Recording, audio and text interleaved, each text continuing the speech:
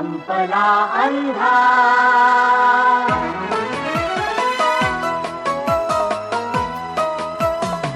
संपला अंधार आता सूर्य ज्ञानाचा उजेला, संपला अंधार आता सूर्य ज्ञानाचा उजेला, लागल्या वाटा दिसाया, लागल्या वाटा दिसाया, शक्ती लाभे चालण्याला, संपला अंधार.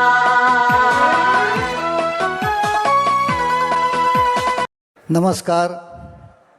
जेवणानंतरच्या कार्यक्रमासाठी आपण या इथे एकत्र आलेलो आहोत. आपल्या सगळ्यांचं स्वागत.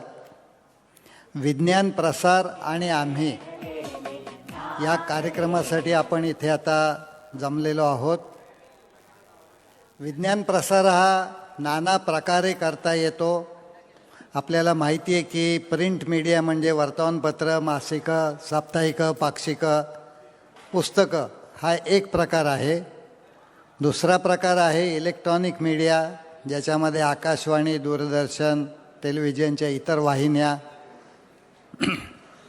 आणि अलीकडं निघालेले मोबाईल ॲप्स हे अनेक प्रकार. त्याच्याशिवाय विज्ञान केंद्र आहेत, तारांगणं आहेत. तेव्हा अनेक गोष्टी आहेत. त्याचा आपल्याला काहीशा प्रमाणामध्ये परामर्श या कार्यक्रमामध्ये घेता येणं शक्य आहे आणि त्याच्यासाठी आपण या इथं 3 दिग्गजांना बोलवलेलं आहे. तेव्हा मी त्यांना विनंती करतो एकेकाला वरती येण्याची. प्रसिद्ध खगोलशास्त्रज्ञ डॉक्टर जयंतराव नारळीकर यांनी वरती यावं.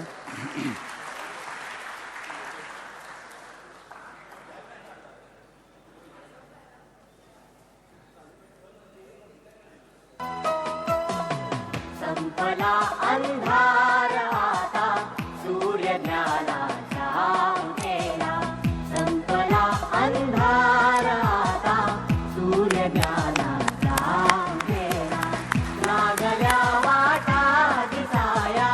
वनस्पती शास्त्रज्ञ आणि प्रसिद्ध शेतीशास्त्रज्ञ डॉक्टर आनंद कर्वे, शक्ती लाभे चालण्याला, संपला अंधार. आकाशवाणीवरून निवृत्त झालेले उपमहासंचालक श्री जयंत एरंडे, विश्व हे होते धुक्याने वेढलेले, झाकलेले.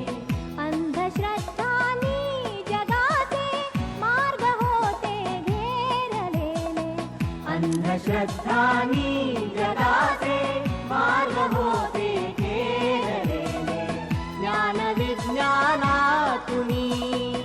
मी प्रथम थोडक्यात परिचय करून देतो या तिघांचा.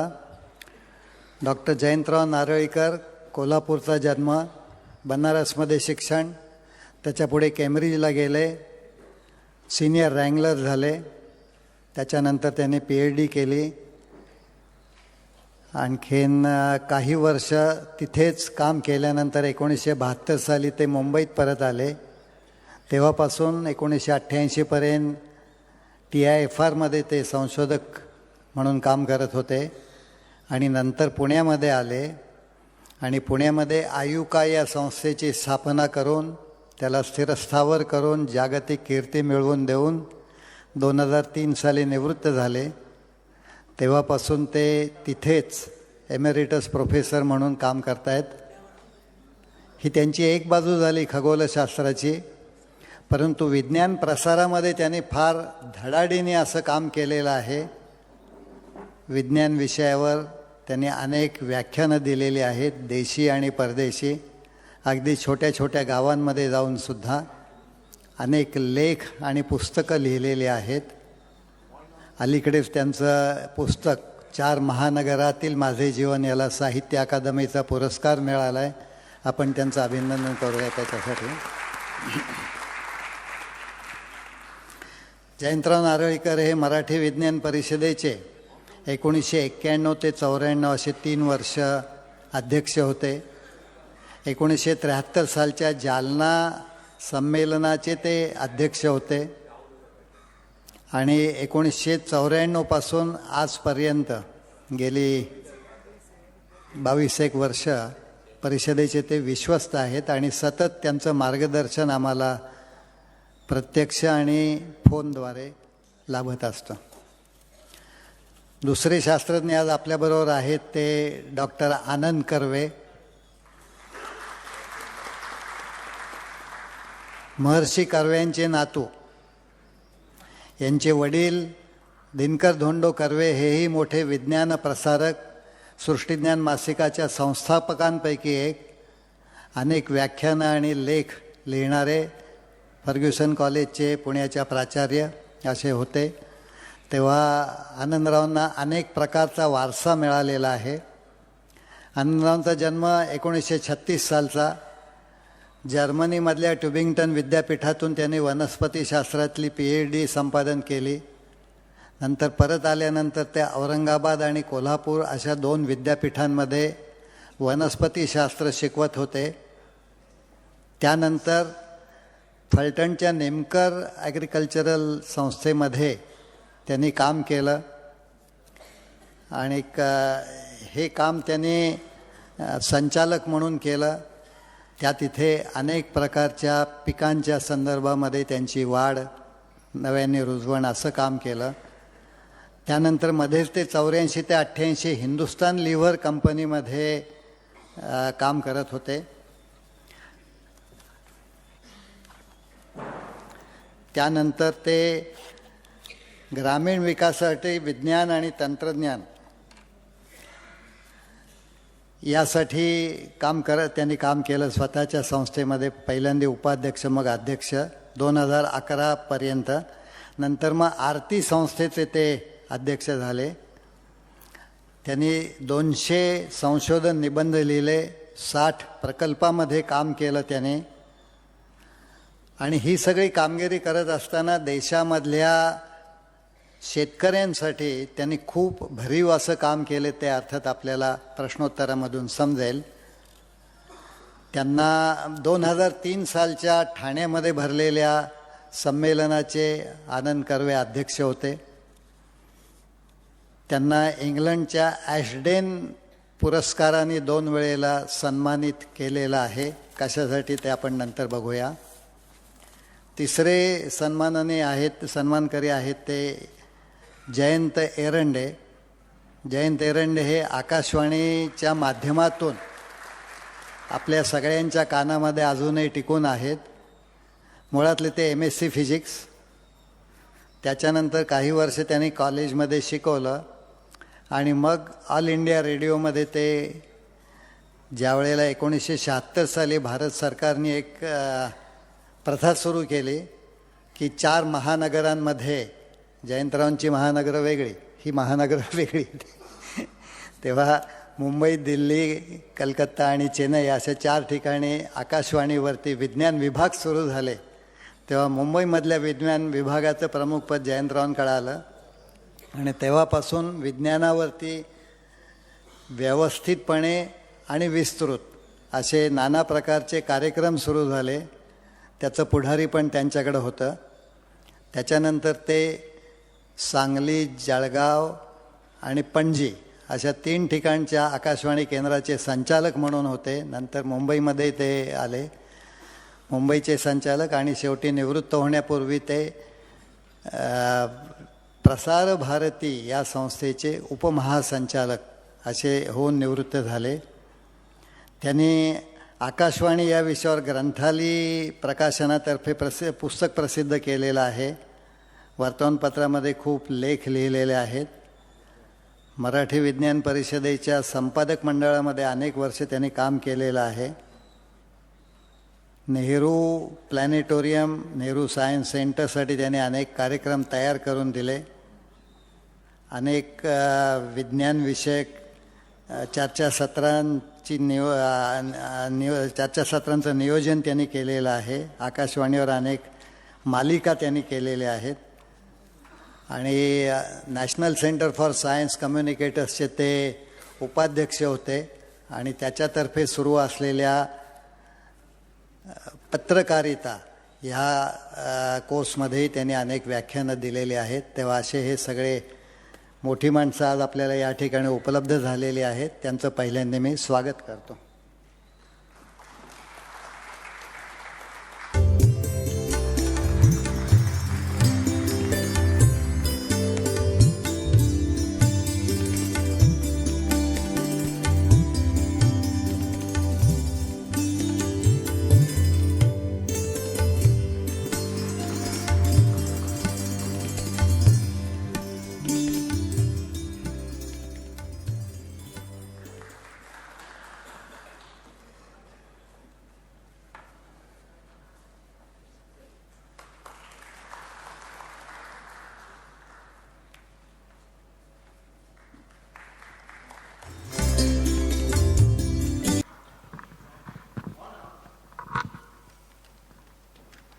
आजच्या कार्यक्रमामध्ये मला 2 जयंतराव लाभलेले आहेत, डाव्या बाजूला बसलेले आणि उजव्या बाजूला बसलेले. त्याच्यात डावं उजवं मात्र काही नाही. जयंतराव, आपण 1972 साली भारतामध्ये परत आलात आणि तेव्हापासून आपण विविध तऱ्हेने विज्ञान प्रसार करत आहात. तेव्हा हा विज्ञान प्रसार आपण कोणत्या पद्धतीने केला आणि तो करत असताना आपल्याला काही अडचणी आल्या का? आले असतील तर त्याच्यावर आपण कशी मात केली? वास्तविक मी विज्ञान प्रसाराची कामं 1963मध्ये सुरू केली इंग्लंडमध्ये असताना.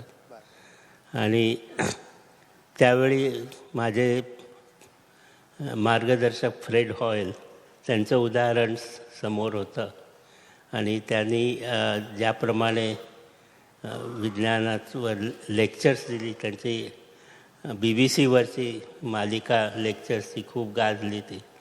त्यानंतर त्यांनी सायन्स फिक्शन गोष्टी लिहिल्या, तर त्यांचंही मी थोडंफार फॉलो करायला सुरुवात केली ती.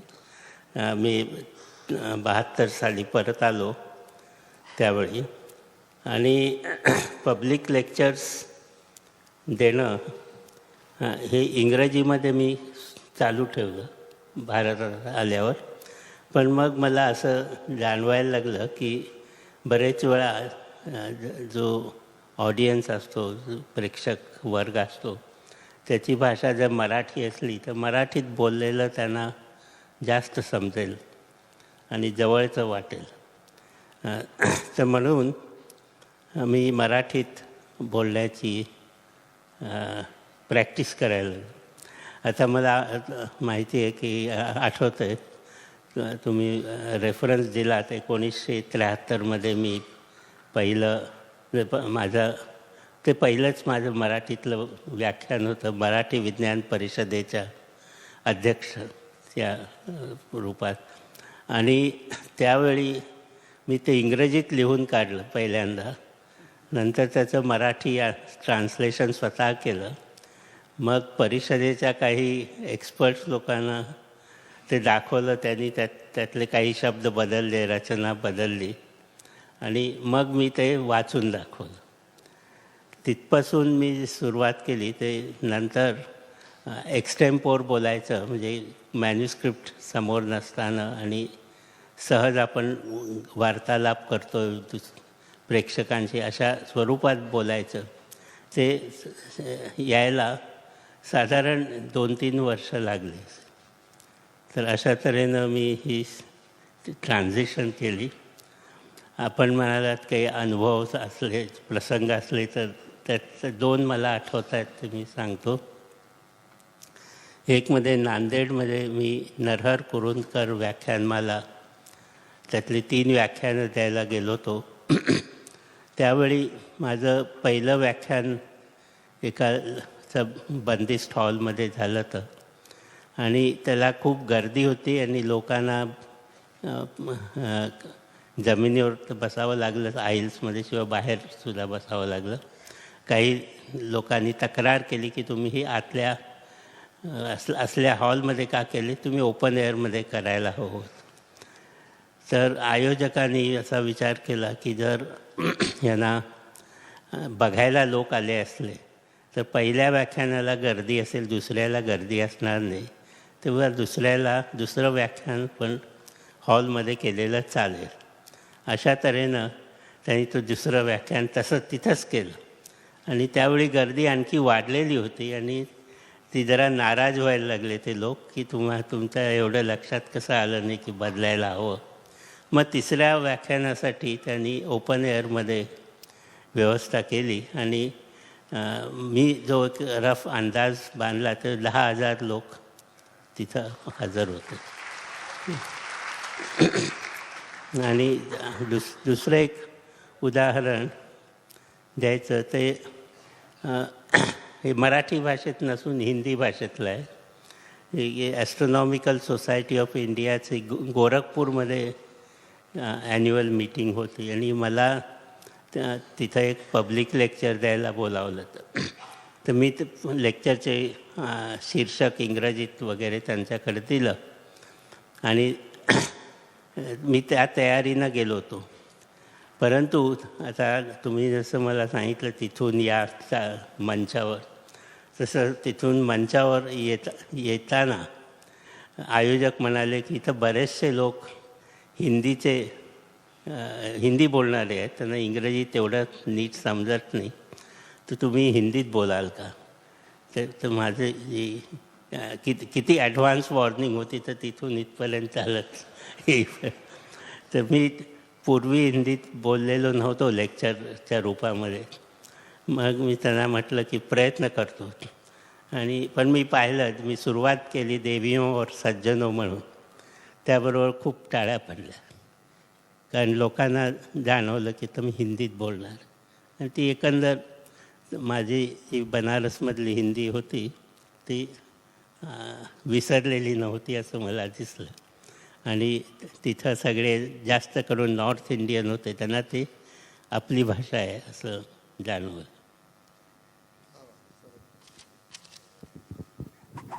सरांच्या या नांदेडच्या अनुभवावरून एक जुनी गोष्ट माझ्या लक्षात आली, मी वाचली ती अर्थात. 1928 साली विलेपार्ल्यामध्ये नचिम केळकरांचं एक भाषण झालं आणि त्यावेळेला फेडरल गव्हर्मेंट हवं की नाही असा एक चर्चेचा मुद्दा समाजामध्ये तेव्हा होता. तेव्हा त्या भाषणाला अलोट गर्दी लोटली ती आणि हॉलच्या बाहेर जास्त माणसं होती हॉलमध्ये जेवढी बसली ती त्यापेक्षा.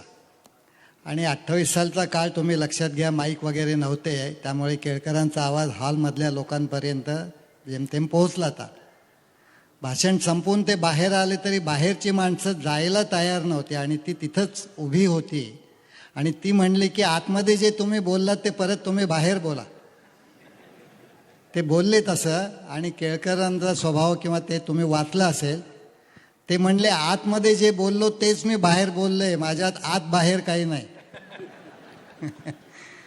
मला वाटतं आपल्याला असा अनुभव आला नाही की परत बाहेर बोला तेच भाषण म्हणून. पण एक वेगळा अनुभव आला, एक वेगळा अनुभव असा आला होता की मी 1965मध्ये वेगवेगळ्या विद्यापीठात लेक्चर द्यायला गेलो. तेव्हा बेंगलोरच्या इंडियन इन्स्टिट्यूट ऑफ सायन्समध्ये गेलो, तिथं माझं लेक्चर होतं. पूर्वीचा अनुभव त्या ट्रिपमध्ये असा होता, कुठेही गेले की जागा कमी पडायची, लोक बाहेर उभे आहेत. तर मला वाटलं की ह्या इन्स्टिट्यूटमध्ये बाहेरचे लोक फार असणार नाही, त्यामुळं ते होऊन जाईल एका झपाट्यात. तर त्याचे डायरेक्टर धवन होते त्यावेळी, ते मला म्हणाले की तुम्हाला एक रिक्वेस्ट करायची आहे की ते लोक इतके झाले की एका लेक्चर हॉलमध्ये मावले नाहीत, तर 2 लेक्चर हॉल्समध्ये त्यांना ठेवलं आहे. तर तुम्ही अर्धं लेक्चर एका हॉलमध्ये द्या, अर्धं लेक्चर दुसऱ्या हॉल. तर ती जी कसरत होती ती जरा अवघड होती, कारण अर्धं म्हणजे अर्धवट संपवून चालणार नाही आणि अर्धवट सुरू करून चालणार. आपलं आडनाव पंडित नव्हतं, हा सुदैवच म्हणायचा, अर्धम त्यजती पंडित हा. आणखीन एक प्रश्न आपल्यासाठी आहे की मराठी विज्ञान परिषदे विज्ञान प्रसारामध्ये गेली 50 वर्ष काम करते आहे, तेव्हा आता पुढच्या 10 वर्षामध्ये समाजाची एकूण गरज ओळखून, कशा प्रकारचा विज्ञान प्रसार परिषदेने करावा याबद्दल आपण काही मार्गदर्शन कराल का? कशा प्रकारचा करावा याबद्दल मार्गदर्शन करणं म्हणजे जरा धारिष्ट असं होईल का? कारण वेगवेगळ्या पद्धतीनं वेगवेगळे लोक आपलं विज्ञान प्रसार करत असतात आणि मला असं वाटतं की एक मीडियाचा जो प्रकार टेलिव्हिजन त्याचा पुरेसा वापर केला जात नाही आहे, म्हणजे आपल्याला संधी मिळत नाही आहे. तर माझा जो अनुभव आहे कार्ल सेगनच्या कॉस्मॉसच्या प्रत्येक एपिसोडच्या सुरुवातीला मी हिंदीमध्ये 5 मिनटं बोलत होतो त्याचे कशाबद्दल आहे ते सांगायला. त्याचा बराच उपयोग झाला आणि नंतर राजीव गांधींनी सांगितलं त्यानुसार मी ब्रह्मांड म्हणून सिरियल केली. त्याच्यामध्ये 17 एपिसोड्स होते आणि ते उत्तर हिंदुस्थानात हिंदी बेल्टमध्ये बरीच पॉप्युलर झाली. तर मला असं वाटतं की परिषदेनं थोडंसं ॲग्रेसिव्ह ॲटिट्यूड घेऊन आपल्याला टेलिव्हिजनवरती प्रोग्राम करायची संधी मिळवून दिली पाहिजे. जोशी सर आहेत का इथे? जे बी जोशी नाही आहेत. टेलिव्हिजनवरती संधी मिळवणं म्हणजे आता एक 15 वर्षापूर्वीपर्यंत विज्ञानाच्या कार्यक्रमासाठी टेलिव्हिजन दूरदर्शन बोलवत असत, परंतु आता त्यांचा सगळा विषय हा पैशाशी जोडला गेलेला असल्यामुळे अमुक इतके पैसे दर मिनिटाचे तुम्ही देत असाल तर तुमचा कुठलाही कार्यक्रम आम्ही करू. मग त्यांना विज्ञानच हवं असं काही वावडं नाही. तर त्या दृष्टीने विचार करावा लागेल. परंतु आता त्याही बाबतीमध्ये आम्ही थोडी सुरुवात केली आणि नुकतंच आकाशवाणीवर अशा प्रकारे काही पैसे भरून आम्ही विज्ञान प्रसार केलेला आहे. जयंतराव, दुसरे जयंतराव, तेव्हा दूरदर्शनवर सुद्धा आत्ता आपण जो सल्ला दिलात त्याप्रमाणे काही जरूर आम्ही करू. पण एक दुःखाची गोष्ट सांगतो की साधारणपणे 1984-85च्या सुमाराला आकाशाशी झडले नाते ह्या नावाची एक 10 कार्यक्रमांची मालिका जयंतरावांनी गुंफलेली होती. रावी सोनी त्याचे वक्ते होते, म्हणजे बोलता केलं तर. पण नंतर दूरदर्शनला विचारल्यावरती ते म्हणले त्या पुसून टाकल्या आम्ही फिल्म्स. त्यामुळे तो फार दर्जेदार कार्यक्रम श्रोत्यांना परत ऐकायला मिळाला नाही. त्यामध्ये दुसऱ्याचं थोडं असंच वाईट झालेलं आपल्याला थोडं सांत्वना मिळते. तर चिमण राऊतवरचे प्रोग्राम दिलीप प्रभावळकर त्यांनाही तोच अनुभव आला. जयंतरावांशी बोलणं संपवण्यापूर्वी आवर्जून सांगितलं पाहिजे की जयंतराव 1973 साली जालना इथं झालेल्या संमेलनाचे अध्यक्ष होते आणि त्यांनी भाषण हाती लिहून पाठवलं होतं. त्यावेळेला हाती लिहिण्याचीच पद्धत होती. मराठी टाईपरायटिंग फारसं सहजी उपलब्ध नव्हतं असं नव्हे, सहजी उपलब्ध नव्हतं. त्यामुळे त्यांचं हस्ताक्षर आम्हाला परिचित होतं. आणि 74 साली त्यांना असं वाटलं विज्ञान रंजन कथा स्पर्धेमध्ये भाग घ्यावा, त्याप्रमाणे त्यांनी भाग घेतला. पण त्या कथेचं परीक्षण हे निष्प्रभपणे व्हावं आणि जयंत नारळीकर ह्या नावाभोवती असलेलं जो काही फुलोरा आहे त्याच्यामुळे परीक्षक प्रभावित होऊ नयेत ही त्यांची एक कळकळीची इच्छा होती. आणि म्हणून ते प्रथम लिहिलेली कथा त्यांनी त्यांच्या पत्नीला त्यांच्या हस्ताक्षरामध्ये लिहायला सांगितली. मंगलाबाई आहेत इथं उपस्थित. बरं, इतकं करून नाव तेच असेल तर अक्षर बदललं म्हणून काय फरक पडतो. तेव्हा त्याने नाव आपलं बदललं आणि जयंत विष्णू नारळीकर ना ते नावी जगताप, नारायण विनायक जगताप हे नाव घेऊन त्यांनी ते पाठवलं. दोन्ही गोष्टीचा उपयोग झाला नाही. जयंतराव कथा कसदार असल्यामुळे परीक्षकांच्या पसंतीला उतरले आणि पहिला क्रमांक मिळाला. ते त्यांना कळवल्यानंतर मग ते त्या ठणठणपाळाच्या बुरख्यामधून बाहेर आले आणि त्याने मी जयंत विष्णू नारळीकर हे सांगितलं. ती कथा त्यांच्या कृष्णविवर ह्या कथा संग्रहामध्ये प्रसिद्ध झालेली आहे. पण सांगायची गोष्ट अशी की अशा प्रकारे बाळ फोंडके, निरंजन घाटे, सुबोध जावडेकर, लक्ष्मण लोंढे, सुधा रिसबोर्ड या सगळ्यांनी भाग घेतला आणि तेच आज आपले आघाडीचे विज्ञान कथा लेखक आहेत. माधुरी शानबाग समोर बसलेल्या आहेत, त्याही विज्ञान कथा लेखिका आहेत. तेव्हा एक पूरक माहिती देतो की आता ही जी पहिल्या पिढीचे आघाडीचे विज्ञान कथा लेखक आहेत आणि हा कथा प्रकार मराठी साहित्यामध्ये मराठी विज्ञान परिषदेने रुजवला आणि याची पावती मराठी साहित्य संमेलनाच्या अध्यक्षीय भाषणामधून पु ल देशपांडे, दुर्गाबाई भागवत आणि पुभा भावे या तिघांनी दिलेली आहे. त्यांच्या भाषणात याचे उल्लेख आहेत. पण आता ही जी पहिली पिढी आहे ही सगळी आता 70-75 या वाटचालीमध्ये असल्यामुळे हा जर कथा प्रकार मराठी साहित्यामध्ये पुढे चालू राहावा असं वाटत असेल आणि तसं विज्ञान परिषदेला वाटतं आणि म्हणून 2012 साली एक, 2013 साली एक, 2014 साली दोन, 2015 साली दोन आणि आता 2016 साली आणखीन काही दिवसांनी नांदेडला अशा प्रकारे 5 कथा शिबिरं कार्यशाळा आम्ही घेतल्या आणि त्याच्यामध्ये 15पासून 30 अशा विद्यार्थ्यांपर्यंत सर्व वयाचे स्त्री आणि पुरुष यांनी भाग घेतला आणि त्याच्यामधून या 5 कार्यशाळामधून आम्हाला 10 तरी चांगले विज्ञान कथा लेखक मिळालेले आहेत. ते लिहू लागलेले आहेत. लोकसत्तेच्या 2015 सालच्या रविवारच्या अंकामधून त्यांच्या बऱ्याच कथाही छापून आलेल्या आहेत. त्यामुळे आणखीन पुढची जर 25-30 वर्ष हा कथा प्रकार ह्या लोकांमार्फत चालू राहिला तर तो रुजेल खऱ्या अर्थाने.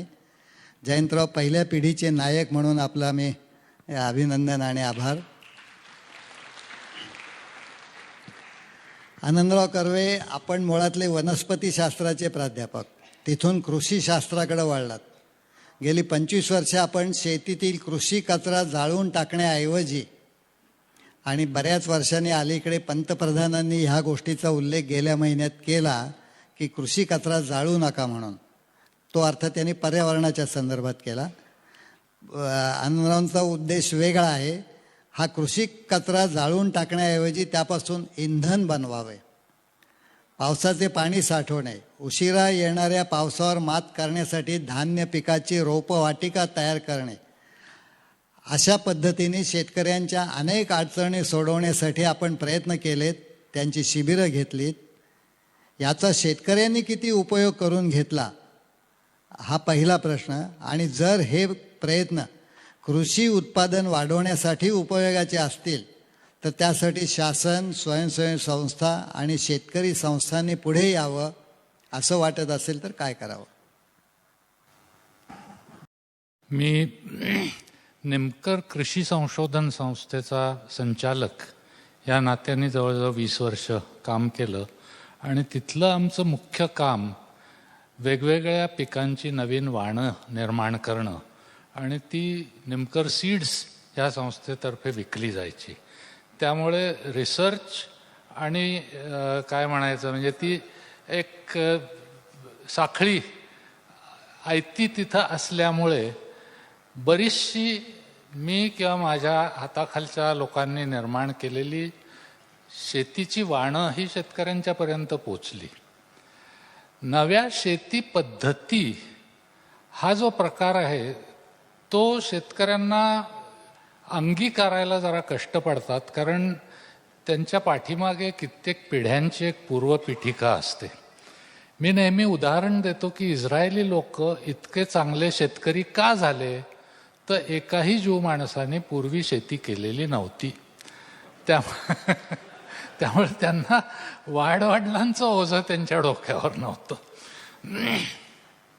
तसं आपल्याकडे नाही आहे. मी जर लोकांना सांगायला लागलो की तुम्ही कपाशीची रोपं तयार करा किंवा ऊसाची रोपं तयार करा आणि ती लावा वगैरे, त्याला वेळ लागला. म्हणजे आम्ही ह्या दोन्ही कपाशी आणि ऊस या दोन्हींची लागण तारीख जी असते त्या तारखेला रोप प्लॅस्टिकच्या पिशवीत लावायचं आणि जेव्हा केव्हा पाऊस पडेल किंवा तुमची जमीन तयार होईल तेव्हा ते नेऊन शेतात लावायचं. अशा प्रकारचे प्रयोग करून हे प्रसिद्धही केले होते. परंतु हे लोकांनी आत्मसात हे तंत्र करीपर्यंत जवळजवळ 10 वर्ष गेली.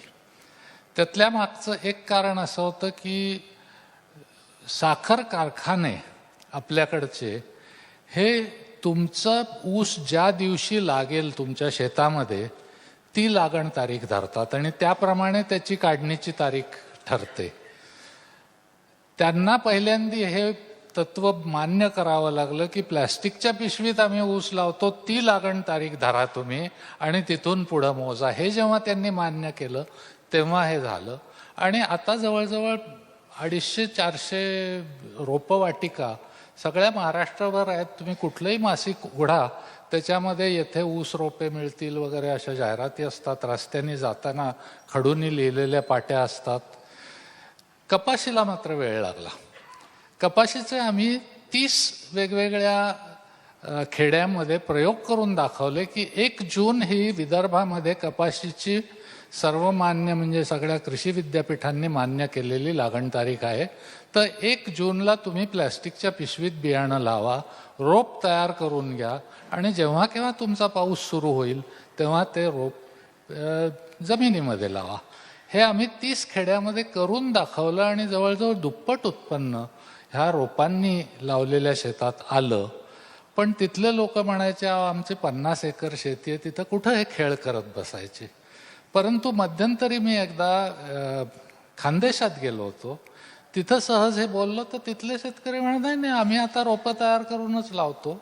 आणि त्याचं कारण मात्र त्यांनी वेगळंच दिलं. ते म्हणाले की हे जे हायब्रिड बियाणं आहे बीटी कॉटनचं म्हणजे बॅसिलस थुरिंजियन्सिसचा जीन त्याच्यात असलं ते भयंकर महाग असतं.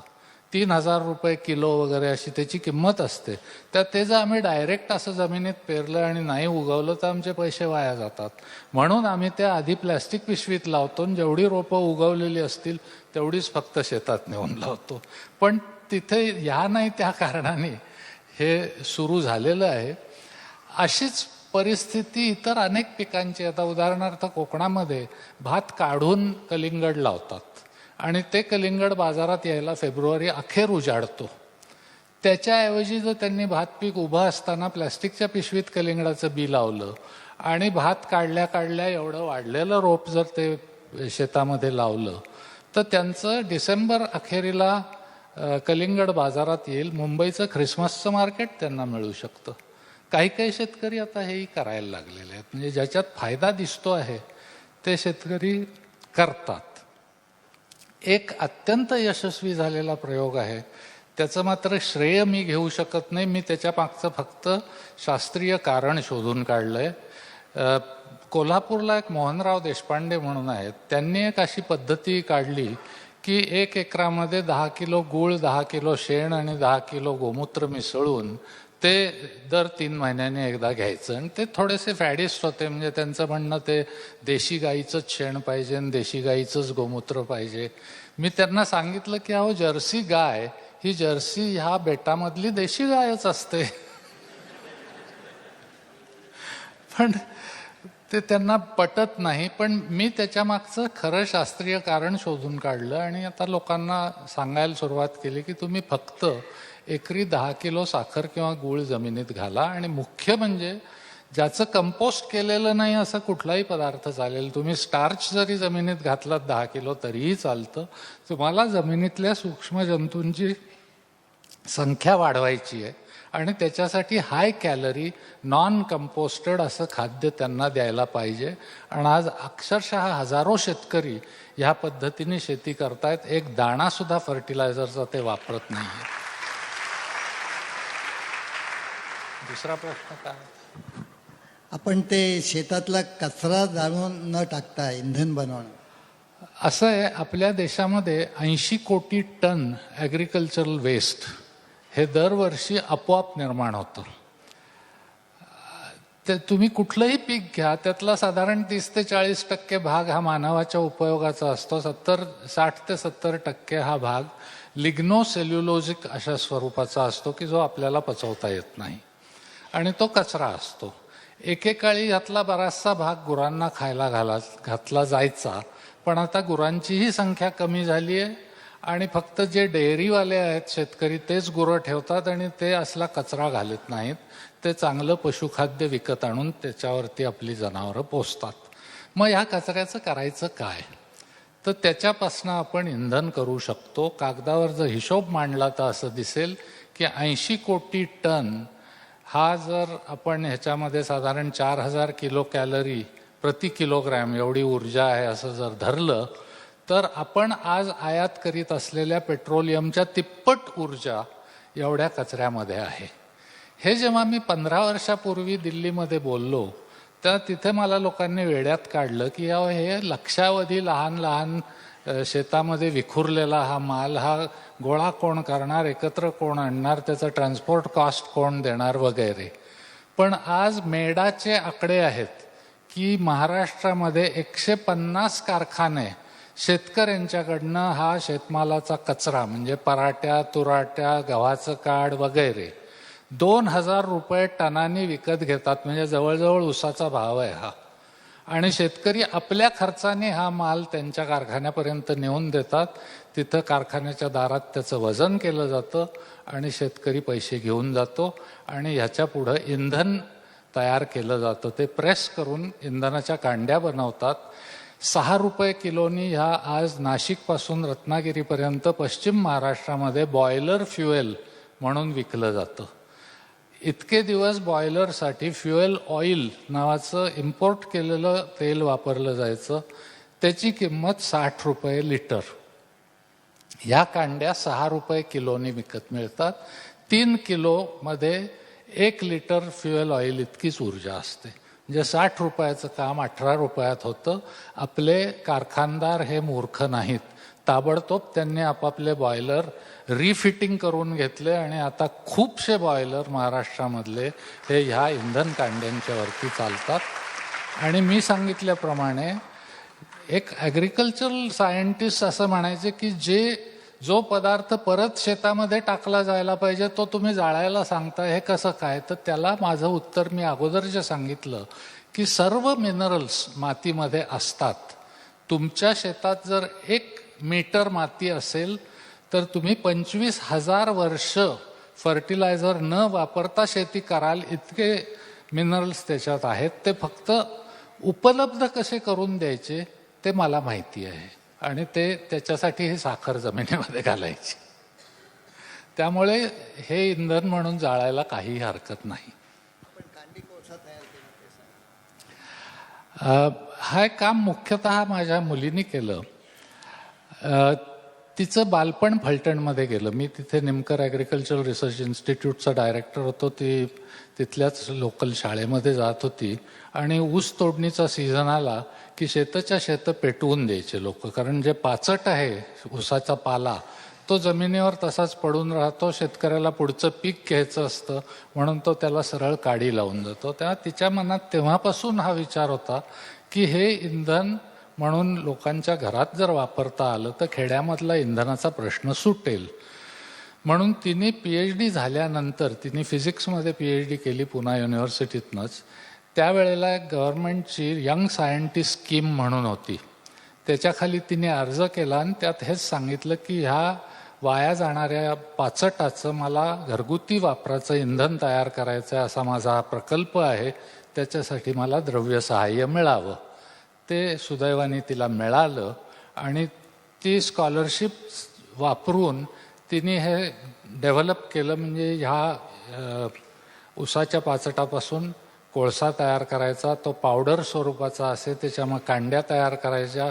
मग त्या कांड्या वापरण्यासाठी एक विशिष्ट उपकरण ज्याला सराई कुकर असं म्हणतात ते तिने निर्माण केलं. असं एक संपूर्ण चेन ती तयार केली आणि त्याच्याबद्दल 2002 सालचं ॲशडेन अवॉर्ड आमच्या संस्थेला मिळालं. खरं तिने ते घ्यायला जायचं होतं परंतु त्याच वेळेला तिला एका दुसऱ्या इंटरनॅशनल कॉन्फरन्सचं आमंत्रण आलं आणि ती म्हणाली नुसतं तिथं जाऊन कोणातरी राजघराण्यातल्या किंवा बाईकडनं हे घ्यायचं, बक्षीस घ्यायचं, त्याच्याऐवजी ही कॉन्फरन्स मला जास्त महत्त्वाची वाटते तर तू जा माझ्या वाटचा म्हणून मी तिथे गेलो आणि ते प्रिन्सेस ॲनने ते बक्षिसं दिली आणि मला तिने विचारलं की व्हेअर इज युअर डॉटर म्हणून. मला हे स्पष्टीकरण तिला द्यावं लागलं. ते बहुतेक तिला रुचलं नसणार की तिच्या हस्ते बक्षीस घेणं हे माझ्या मुलीला फारसं महत्त्वाचं वाटलं नाही. त्यांनी चूल मागवली आपल्याकडे, ती आपण पुरवलीत का?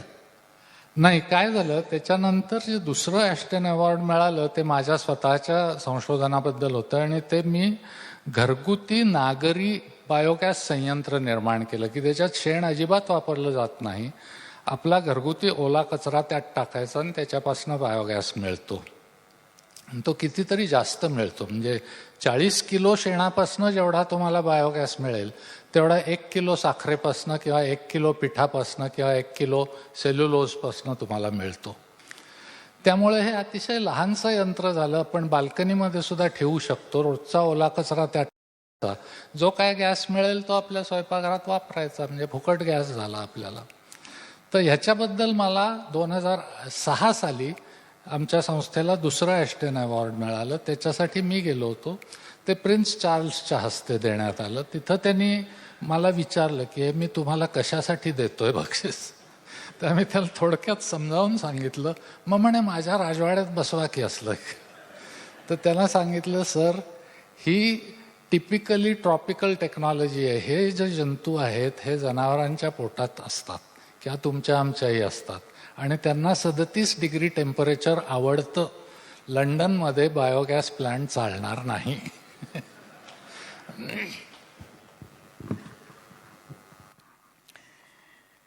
एरंडे, आकाशवाणीवर विज्ञानाचे कार्यक्रम अगोदरही होत होतेच, कारण मी स्वतः 73 साली एक कार्यक्रम केला होता. तेव्हा 76 साली असं काय झालं की केंद्र सरकारला मुंबई, कलकत्ता, दिल्ली, चेन्नई येथील आकाशवाणी केंद्रावर विज्ञान कक्ष स्थापन करावा असं वाटलं. एक, त्या श्रोत्यांनी सूचना, मागण्या, तक्रारीद्वारे कसा भाग घेतला. तक्रारी हाही एक भाग घेण्याचा भागच आहे. आणि 1995च्या बेताला असं काय घडलं की कक्ष बंद केले? तुम्ही बराच लांबलचक प्रश्न विचारला आहे. काही निर्णय सरकारचे स्वतः चांगले असतात, त्यातला तो एक निर्णय. आता या प्रश्नाचं आणखीन सविस्तर उत्तर द्यायच्या अगोदर मी जरा सांगतो की मी किंवा माझ्या सहकाऱ्यांनी आकाशवाणीमार्फत जे काही विज्ञान प्रसाराचं काम केलं ते अर्थात आम्ही केवळ सरकारी नोकरीत होतो, आकाशवाणी नोकरीत होतो म्हणून नाही. आम्ही सर्वांनीच विज्ञान प्रसाराचं एक ध्येय केल्यासारखं होतं आणि त्याच्यामुळे हातातनं काही चांगलं काम झालं. अर्थात हे चांगलं काम करायला जयंतरावांसारखे, आनंदरावांसारखे वैज्ञानिक आणि आपल्या सभागृहामध्ये बसलेले जे विज्ञान प्रसारक लेखक आहेत त्यांचं आम्हाला फार सहाय्य झालं. त्यामुळेच आम्ही करू शकलो. आता तुमच्या प्रश्नाकडे येतो. 1976 नाही, परंतु 1954 साली ज्यावेळेला विज्ञान धोरण आखण्यात आलं त्यावेळेला त्याच्यात असं स्पष्टपणे म्हटलं होतं, अर्थात डॉक्टर बाबांचं त्यावेळेला त्या विज्ञान धोरणामध्ये योगदान होतं की भारतामध्ये वैज्ञानिक दृष्टिकोन हा रुजवला गेला पाहिजे. त्यासाठी विज्ञान आणि तंत्रज्ञानाची माहिती ही सर्व लोकांपर्यंत गेली पाहिजे. पण अर्थात 54 पासून 76 पर्यंत थोडा वेळ लागलाच सगळं काही करायला. आणि मग 76 साली पहिला जो विज्ञान विभाग होता तो मुंबईत सुरू झाला. आणि मी आणि माझे सहकारी आम्ही स्वतः विज्ञान पदवीधर असल्यामुळे त्याच्या अगोदर थोडीशी बॅकग्राऊंड होती विज्ञान लेखनाची. त्याच्यामुळे विज्ञान जास्तीत जास्त लोकप्रिय कसा होईल, सोप्या भाषेत कसं सांगता येईल, यासाठी आम्ही प्रयत्न करायला सुरुवात केली. म्हणजे ज्यावेळेला आपा सुरुवातीला कार्यक्रम करत होते त्यावेळेला रवींद्र पेंगे यांच्याकडे तो कक्ष होता. तेही विज्ञानप्रेमी होते. त्यांनी कार्यक्रम केले, परंतु त्यावेळच्या पठडीप्रमाणे एखादं भाषण, एखादी मुलाखत अशा स्वरूपात ते कार्यक्रम होत होते. परंतु जर रंजक कार्यक्रम होणार असतील तर त्यासाठी विज्ञान कथांची निवड करायला पाहिजे. विज्ञान रूपकं जी असतात प्रत्यक्ष जागेवर जाऊन ध्वनिमुद्रण करून त्याच्यावर आधारित कार्यक्रम करायला पाहिजेत. काही वैज्ञानिक गाणी तयार करून घेतली पाहिजेत. त्याचप्रमाणे संवाद असे पाहिजेत. आमचे काही संवाद आता तुम्हाला पुन्हा प्रपंचक वगैरे सारखे आठवत असतील, परंतु तशाच धर्तीचे संवाद आम्ही रेडिओवरनं त्यावेळेला केले. नंतर दररोज विज्ञान वार्ता हा कार्यक्रम एक देत असतो आम्ही, की त्याच्यामुळे प्रत्येकामध्ये विज्ञानमध्ये काहीतरी घडतंय ह्याची जाणीव होत होती. केवळ कधीतरी स्फुटनिक गेला किंवा कधीतरी अणुस्फोट झाला म्हणून कार्यक्रम झाले अशातला भाग नव्हता. तर त्या सर्व कार्यक्रमांमध्ये सातत्य होतं आणि हे सातत्य असल्यामुळे लोकांना ते कार्यक्रम हवेसे वाटले. आता माहिती देणं हे आमचं मुख्य काम होतं.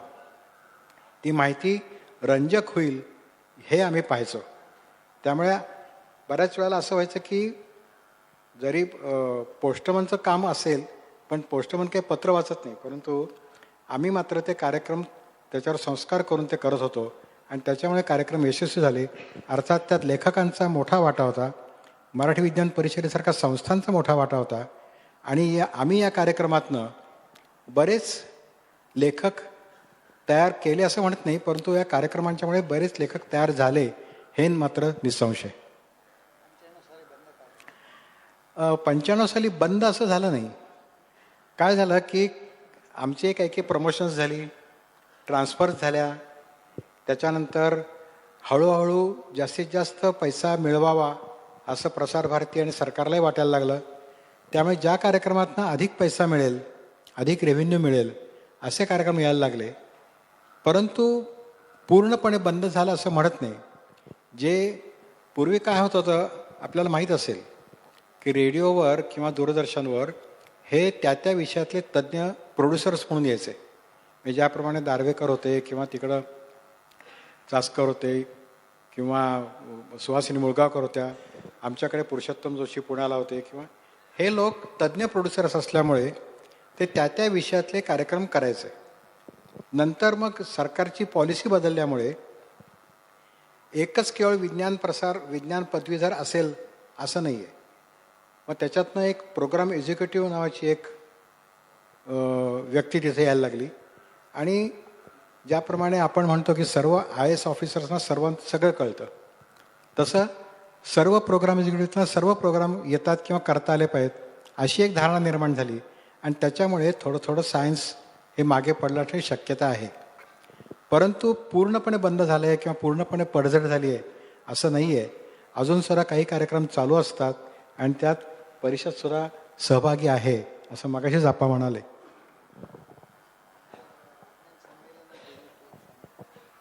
हां, ज्याप्रमाणे आम्ही हे विज्ञानाचे वेगवेगळे प्रकार म्हणजे कार्यक्रमांचे प्रकार आम्ही सादर केले, त्याचप्रमाणे विज्ञान लेखक तयार व्हावेत म्हणून वैज्ञान लेखकाची शिबिरं घेतली.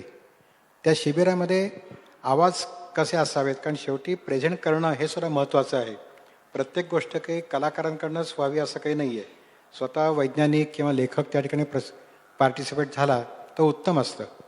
त्या दृष्टिकोनातून लेखकांची शिबिरं घेतली, आवाजावर शिबिरं घेतली आणि आणखीन एक उपक्रम केला. जवळजवळ आम्ही 7-8 वर्ष गावोगावी विज्ञान संमेलनं भरवली. जसे परिषदेची संमेलन होती तशी मराठी विज्ञान संमेलनं आकाशवाणीमार्फत व्हायची.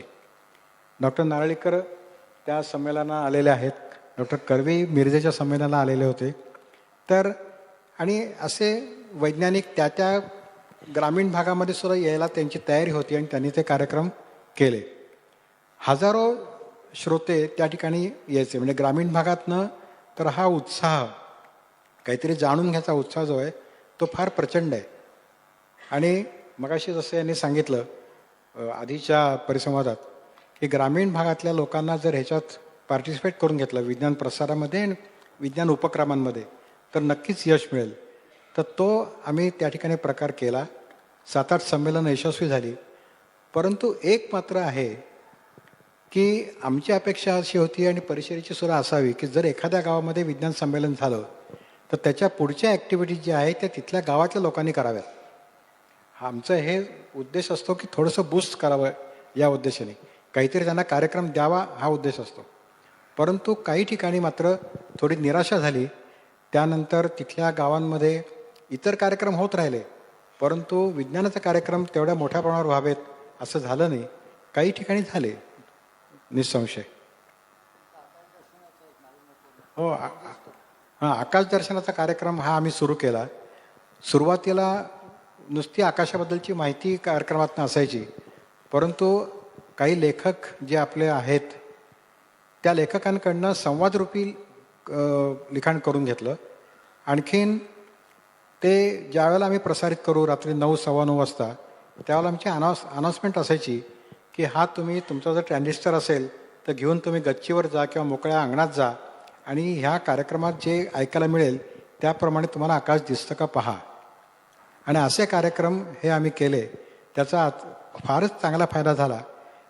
त्याच्यामुळे ज्या ज्या ठिकाणी संमेलनं केली त्या त्या ठिकाणी आम्ही आकाशदर्शनाचे कार्यक्रम करायचो आणि रात्रभर त्या ठिकाणी श्रोते हे आकाशदर्शना कार्यक्रमाला यायचे. तिथं टेलिस्कोप्स लावायचो आम्ही 2-3. त्या 2-3 टेलिस्कोप्समधनं त्यावेळचं रात्रीचं आकाश ते पाहायचे आणि अशामुळे ते कार्यक्रम अतिशय चांगले लोकप्रिय झाले होते. अर्थात कालांतराने कार्यक्रम बदलत जातात, माध्यमं बदलत जातात, लेखकांचाही तोच उत्साह राहतोच असं नाही आहे. त्यामुळे तसे कार्यक्रम आता होत नाही आहेत, परंतु वेगवेगळ्या माध्यमातून हे आकाशदर्शनाचे कार्यक्रम होत राहिलेले आहेत. ज्या वेळेला रेडिओ हा अतिशय ज्याला वरच्या पातळीवर होता म्हणतात, टॉप लेवलला, त्यावेळेला आम्ही 1986 या हॅलेचा धूमकेतू ज्यावेळेला आला होता त्यावेळेला प्रत्यक्ष धूमकेतू ज्यावेळेला आला आणखीन खग्रास सूर्यग्रहण पहिल्यांदा लागलं होतं त्यावेळेला ते मुंबईतनं दिसत नव्हतं. ते कारवारजवळच्या अंकोला या खेडेगावातनं दिसत होतं. तर आमची टीम त्या ठिकाणी गेली आणि तिथून आम्ही लाईव्ह प्रक्षेपण त्या खग्रास ग्रहणाचं केलेलं होतं. त्याचप्रमाणे हॅले धूमकेतूचं त्यावेळेला माथेरानच्या टेकडीवर हॅले धूमकेतू फार चांगला दिसायचा. बाकी इतर ठिकाणी रस्त्यावरचे लाईट्स असल्यामुळे तो दिसायचा नाही. तर आम्ही माथेरानच्या टेकडीवर जाऊन तिथून त्याचं लाईव्ह प्रक्षेपण केलेलं होतं की हा धूमकेतू दिसतो कसा. असे काही काही उपक्रम आम्ही त्यावेळी केले होते. उत्साही होता, आमचे सहकारी चांगले होते. नंतर वरिष्ठांचंही त्याला काही आडकाठी नव्हती. त्यामुळे हे कार्यक्रम यशस्वी झाले, एवढं खरं.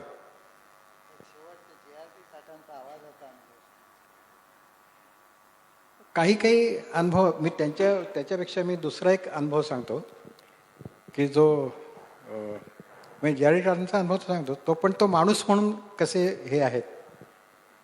टाटांचं ज्यावेळेला एक रेकॉर्डिंग व्हायचं होतं त्यावेळेला त्यांनी आणि त्यांच्या स्टाफनी सगळं व्यवस्थित नोंद करून ठेवली होती आणि मला त्यांच्या पेने विचारलं की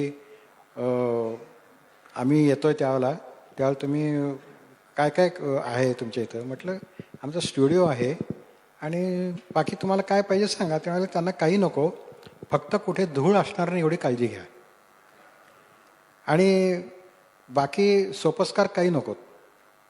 ते गाडी बरोबर दरवाजापाशी आले. त्यांचा शोफरही गाडीतनं उतरला नाही. ते स्वतःच दरवाजा उघडून बाहेर आले आणि लिफ्टपाशी जाऊन उभे राहिले. त्यांची आम्हाला सूचना होती की माझं स्वागत करायला कोणीही नको, फक्त एक माणूस तुमच्या इथला माहितगार जो असेल तो असावा. स्टुडिओमध्ये आले. स्टुडिओमध्ये आल्यानंतर त्यांनी NCPA मधले जे साऊंड इन्चार्ज होते, म्हणजे ज्याला थिएटर इन्चार्ज विश्वास म्हणून, त्यांनाही बोलवलं होतं. त्यांना सांगितलं की या स्टुडिओमधली काय काय अरेंजमेंट आहे ती पहा, इथलं ॲकॉस्टिक्स कसं केलं आहे पहा, इथले मायक्रोफोन्स कसे केलेत ते पहा. आणि विश्वास नाही त्यांनी सांगितलं आणि त्याप्रमाणे आपल्याला आपल्या इथं काही करता येईल का ते पहा. अर्थात ही गोष्ट ज्यावेळेला सुरुवात झालेली होती त्यावेळची होती किंवा त्याच्यानंतर आणखीन त्यांना काही सुधारणा करायची होती त्यावेळी. ही माणसं परफेक्शनिस्ट असतात, माणूस म्हणूनही फार चांगले असतात. जमशेद बाबांचा एक असाच अनुभव आहे, होमी बाबांचे भाऊ. त्यांना मी सांगितलं की तुम्ही थोडी तुमच्या बंधूंची आठवण सांगा. तर ते म्हणाले ठीक आहे.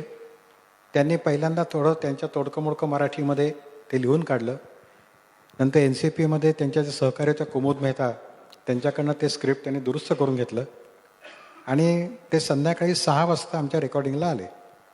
त्यावेळेला काही आमच्या स्टुडिओमध्ये शिक्षक होता. त्याने रेकॉर्डिंग केलं. मला म्हणाले परत ऐकायचं ते. म्हटलं ठीक आहे ऐकू. ऐकल्यानंतर म्हणाले मी दमल्यासारखं वाटतोय. मी म्हटलं साहजिक आहे, तुम्ही सबंध दिवस काम करून आला आहे, तो दम तुमच्या भाषणात जाणवतोय. ठीक आहे म्हणाले आपण परत करू. उद्या सकाळी 9 वाजता मी येतो, आपण रेकॉर्डिंग परत करू. म्हणजे टाटा सन्सच्या चेअरमनची ही जी परफेक्शनिस्ट असण्याची जी एक हे आहे ती मला त्यावेळेला फार भावून गेली. आपण कित्येक वेळेला जाऊ दे, चालून जाऊ दे, काय तुमचं काय आहे, कुठंतरी एडिट करा, हे करा, अशी वृत्ती असते. आणि तिसरा मला अनुभव आला तो डॉक्टर अब्दुल कलामांचा. 28 फेब्रुवारीला त्यांचं भाषण विज्ञान दिनानिमित्त ब्रॉडकास्ट व्हायचं होतं आणि पद्धतीप्रमाणे त्यांचं भाषण तयार झालं होतं, रेकॉर्डिंग झालं होतं दिल्लीला आणि त्या भाषणाची प्रत मला फॅक्सवरनं मुंबईमध्ये आली. 27 तारखेला ती फॅक्स आला. मी पाहिलं. अर्थात हा त्यांच्यातला दोष काढायचा माझा काही हेतू नाही आहे. पहिलंच वाक्य असं होतं की आज डॉक्टर रामन यांचा जन्मदिवस. तर मी ते वाचल्याबरोबर आमच्या दिल्लीच्या स्टेशन रायटरना फोन केला की 28 फेब्रुवारी हा रामन यांचा जन्मदिवस नाही आहे, त्यांचा जन्मदिवस 7 नोव्हेंबर आहे आणि हे त्यांच्याकडनं तुम्ही करेक्ट करून घ्या, त्यांना सांगा. त्यांनी लगेच त्यांचे सेक्रेटरी होते खान म्हणून. मी इकडनं त्या खान साहेबांशी बोललो. ते म्हणाले साहेब तर कलकत्त्याला गेलेत आणि पहाटे 2 वाजता येतील 28 तारखेला.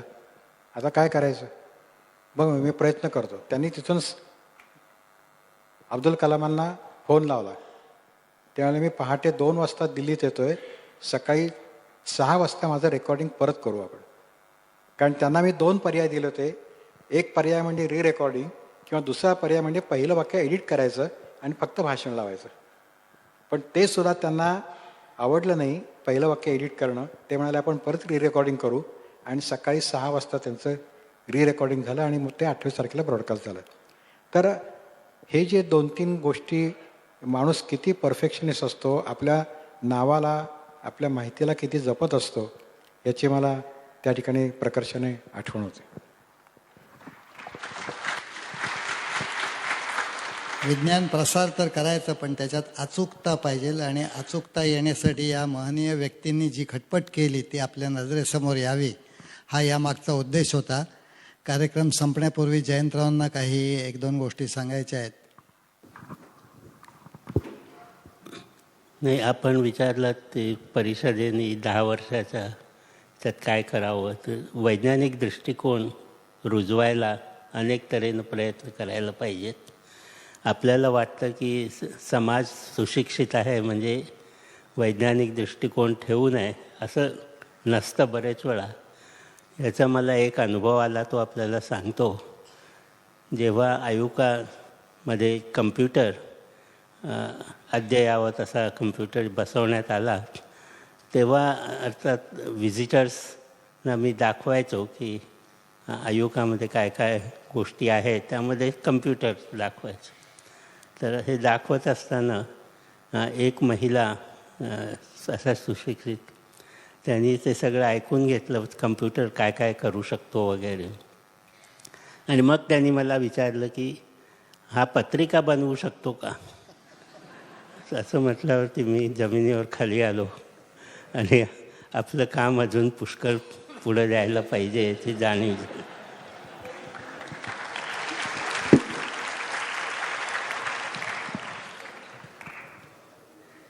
अजून 5 मिनिटं शिल्लक आहे. श्रोत्यांचा एक प्रश्न मी घेणार आहे. हां, थोडं पुढे या आणि बोला म्हणजे ऐकू येईल.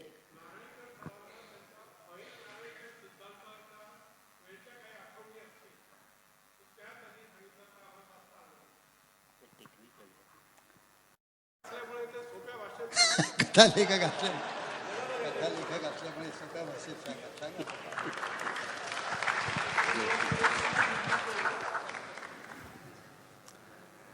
मी त्या सिद्धांताबद्दल बोलायला लागलो की हे थिएटर लगेच खाली होईल इथून. परंतु थोडक्यात सांगायचं म्हणजे आपण ज्या बाबत तक्रार करत असतो की एखाद्या संस्थेमध्ये किंवा व्यक्तीमध्ये इनर्शिया खूप आहे, म्हणजे त्याच्याकडून काम होत नाही किंवा त्यासाठी त्याची स्थिती बदलायला पाहिजे, ते बदलायची प्रवृत्ती नसते. तर न्यूटनच्या पहिल्या नियमाप्रमाणे एखादी वस्तू जर तिच्यावर कुठलंही बळ काम करत नसलं तर त्याच वेगानं त्याच दिशेनं जात राहते. आणि याचं कारण त्याला लॉ ऑफ इनर्शिया म्हणतात की काहीतरी बळ असल्याशिवाय ते बदलत नाहीत. तर हा जो इनर्शिया आहे हा कुठून येतो याच्याबद्दल अनेक लोकांनी अनेक तर्क केले. तर अर्न्स्ट मार्क म्हणून आईन्स्टाईनचा शिक्षक होता, म्हणजे आईन्स्टाईन ज्यांच्याकडून शिकला बरंच काही, त्यापैकी मार्क एक होता. त्यांनी असं सांगितलं की न्यूटनच्या कल्पनेमध्ये काही त्रुटी आहेत आणि त्या त्रुटी त्यांनी सांगून त्या दुरुस्त केल्या, तर त्यातून असा अर्थ निघतो की एखाद्या वस्तूची मध्ये जो इनर्शिया आहे तो इतर विश्वातील वस्तूंच्या मुळा असतो. असं एक मोघम त्यांनी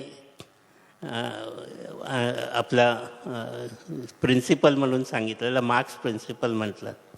परंतु कसा संबंध आहे हे नक्की त्यांनी काही सांगितलं नाही आणि त्याबद्दल आईन्स्टाईननं प्रयत्न केले, आणखी लोकांनी प्रयत्न केले, तसंच आम्ही पण त्या फॉर्म्युला द्यायचा प्रयत्न केला. तर आमची जी पद्धत होती त्यामध्ये सुरुवात एखाद्या वस्तूचा इनर्शिया इतर विश्वामुळे येतो ह्याला गणिती रूप देण्यात झाली आणि त्याचा शेवट जो झाला की त्यातून एका ठराविक स्थितीत आईन्स्टाईनची रिलेटिव्हिटी ही एक स्पेशल केस म्हणून आम्हाला मिळत होती.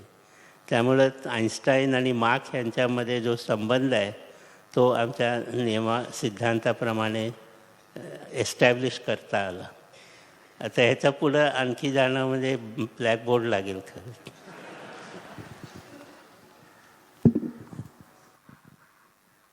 हा कार्यक्रम आपण आता इथं संपवतो. आपण तिघाही जणांनी आपापल्या क्षेत्रामधला विज्ञान प्रसार हा व्यवस्थित समजून दिला. यांच्याशी सगळ्यांशी विस्तृत चर्चा करायची तर बरेच तास लागतील, परंतु दिलेल्या वेळामध्ये एवढ्याच गोष्टी सांगता येणं शक्य आहे. आपण सर्वांनी याच्यामध्ये सहभाग घेतलात, ऐकण्याचा. एकाने प्रश्न विचारला. धन्यवाद. कार्यक्रम संपला.